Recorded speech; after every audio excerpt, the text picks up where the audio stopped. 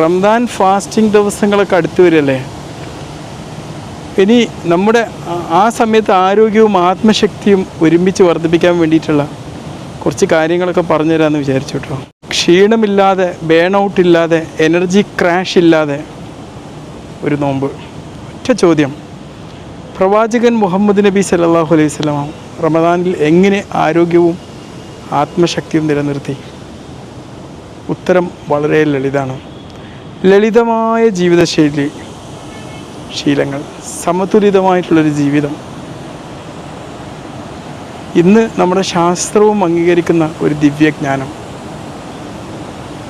തീർച്ചയായിട്ടും ഈ റമദാൻ്റെ ഒരു എനർജി ഫോർമുലയാണ് ഇന്ന് പരിചയപ്പെടുത്താൻ പോകുന്നത്. ആദ്യം പറയേണ്ട ഒരു കാര്യം എന്താണെന്നറിയോ? ഒരു കാരണവശാലും ഈ റമദാൻ നമ്മൾ സുഹൂർ സ്കിപ്പ് ചെയ്യാൻ പാടില്ല. സുഹൂർ എന്ന് പറഞ്ഞു കഴിഞ്ഞാൽ പുലർച്ചെ ഭക്ഷണം. പ്രവാചകൻ പറഞ്ഞത് അതിലൊരു ബറക്കുണ്ട് എന്നാണ്. ഒരു ചെറിയൊരു 2-3 ഡേറ്റ്സും കുറച്ച് വാട്ടർ ആയിട്ടാണെങ്കിലും ആ സമയത്ത് എഴുന്നേൽക്കുക. എന്നിട്ട് അതിൻ്റെ കൂടെ കുറച്ച് പ്രോട്ടീൻ ആഡ് ചെയ്യുക. കോഴിമുട്ട, യോഗട്ട്, മിൽക്ക്.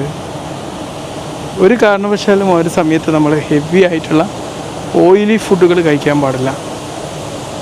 കാരണം നമുക്കൊരു സുഹൂർ എന്ന് പറഞ്ഞു കഴിഞ്ഞാൽ എന്താ പ്രശ്നം?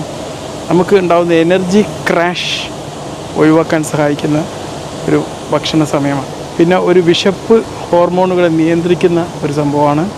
നമ്മുടെ ശ്രദ്ധാശക്തി വർദ്ധിപ്പിക്കാനും സഹായിക്കും. സുഹൂർ യഥാർത്ഥ രീതിയിൽ കഴിക്കാതെ, പുലർച്ചെ ഭക്ഷണം യഥാർത്ഥ രീതിയിൽ കഴിക്കാതെ എനിക്ക് എനർജി ഇല്ല എന്ന് പറയുകയാണെങ്കിൽ അതിൻ്റെ അർത്ഥം ഫോൺ നമ്മൾ ചാർജ് ചെയ്യാതെ ഇതിൻ്റെ ബാറ്ററി വളരെ മോശം എന്ന് പറയുന്നത് പോലെയാണ്. പിന്നെ ഈ ഒരു സമയത്ത് ശ്രദ്ധിക്കേണ്ട ഒരു കാര്യം സ്മാർട്ടായിട്ടുള്ള ഹൈഡ്രേഷനാണ്. നമ്മൾ സ്മാർട്ടായിട്ട് കുടിക്കുക, എന്നാൽ അമിതമായിട്ട് കുടിക്കാതിരിക്കുക.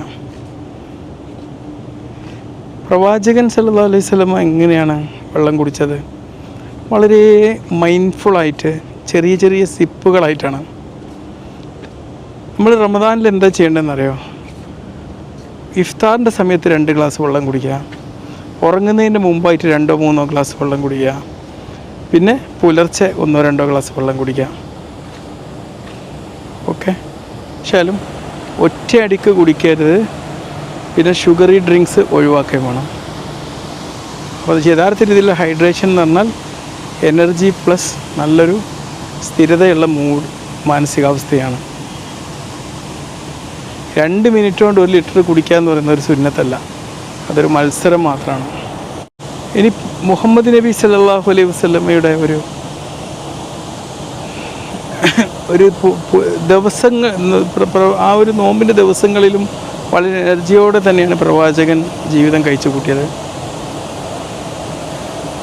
കാരണം പ്രവാചകന് ആ ഒരു മിഡ് ഡേയിൽ, അതിൻ്റെ മധ്യദിനത്തിൽ ഒരു 20 മുതൽ 30 മിനിറ്റ് വരെ ചെറിയ റെസ്റ്റ് എടുത്തിട്ടുള്ള ഒരു സൈലൻ്റ് റെസ്റ്റ്, ഒന്ന് സ്ക്രോളൊന്നും ചെയ്യാതെ, അത് തീർച്ചയായിട്ടും നമ്മളുടെ ക്ഷീണം കുറക്കാനും നമ്മുടെ മെമ്മറി ശക്തി വർദ്ധിപ്പിക്കാനും ബേൺ ഔട്ട് ഒഴിവാക്കാനൊക്കെ സഹായിക്കുന്നുള്ള.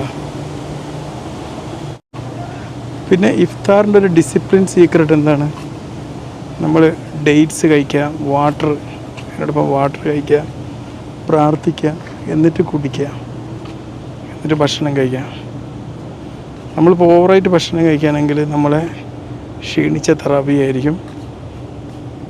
ഇതുപോലെ നല്ല കാമായിട്ട് കഴിക്കുകയാണെങ്കിൽ നല്ല എനർജൈസ്ഡ് ആയിട്ടുള്ള, നല്ല പ്രാർത്ഥനക്കൊക്കെ നല്ല ഊർജം കിട്ടുന്നൊരു സാഹചര്യം ഉണ്ടാവും. ഇനി നോമ്പിൻ്റെ സമയത്തുള്ള നമ്മുടെ ഒരു മെൻ്റൽ ആൻഡ് എമോഷണൽ എനർജി എങ്ങനെ കീപ്പ് ചെയ്യാം?